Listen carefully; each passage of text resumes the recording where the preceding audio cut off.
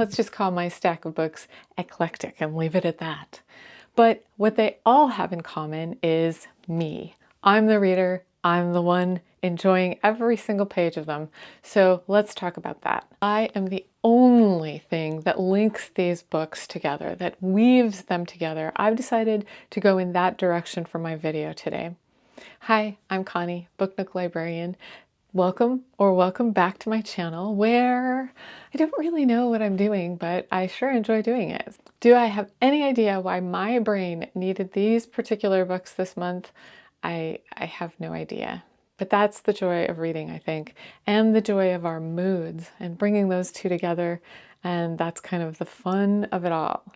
I am embracing the eclectic, the oddness of having an appetite, a reading appetite for the kind of contrary.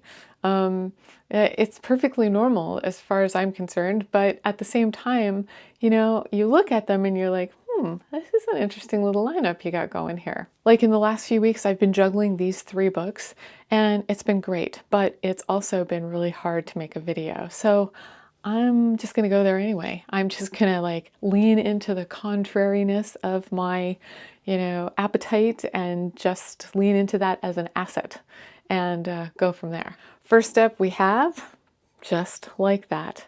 This is a beautiful, thoughtful middle grade novel. And it is another GaryDSchmidt. He is one of my goats. Like, he's one of my greatest of all time, authors. I love his books. And another one with characters that are going through miles of emotional growth. And if you're in the GaryDSchmidt, cosmos, you see how interconnected all of the characters and the timelines that he, puts forth, are. This is a spinoff from the incomparable, Wednesday Wars, one of the most amazing books of all time as well. And it follows the character of Marie-Helene Kowalski. I love it. And that's kind of like really all I want to say about it. But I think that you kind of need Wednesday Wars. I really feel like you need that book as sort of your ground for some of the other books and characters that he kind of explores. And then I'll also say that I really want to do like a whole episode on just Wednesday Wars. Just like that, everything changes. Just like that, Marie-Helene Kowalski is sent to a new school, and she's like trying to move forward after a huge, mega life change. And just like that, she finds herself in a place where expectations are strict and kindness is rare and fitting in just feels impossible. And just like that, a boy with no home and a past full of secrets crosses her path. And just like that, she has a choice. Follow the rules or follow her heart. So change, however, doesn't always happen just like that. It takes courage, it takes risks, and sometimes it takes someone unexpected to help you find your way. It is just all over the place amazing. It's just one of the most incredible books, just like everything that GaryDSchmidt writes. He is just the master.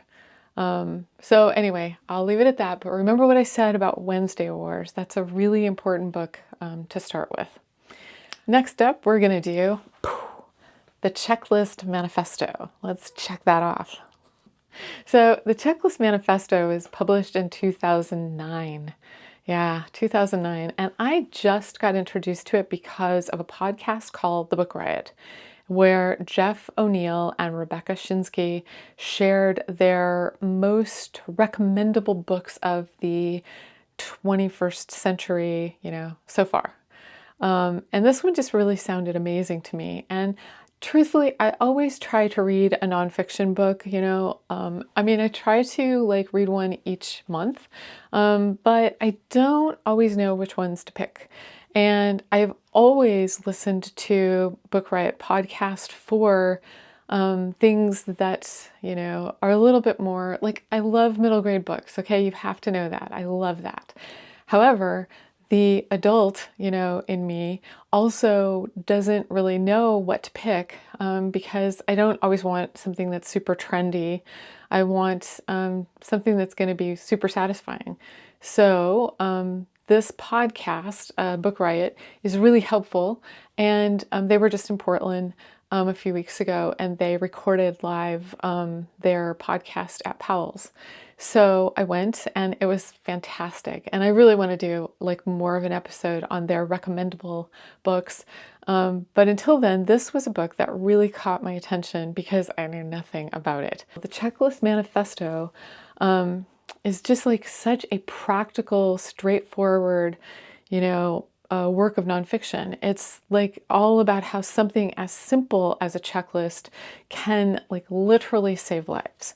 Like think about surgeons and pilots and the different sorts of systems and things that they go through in order to, make things happen, and certain systems that are employed by virtue of a checklist to make sure that we're safe is like, it's very, very satisfying. And, it satisfies that part of me that wants to feel like organized and efficient, even though, ironically, my current reading list is anything but.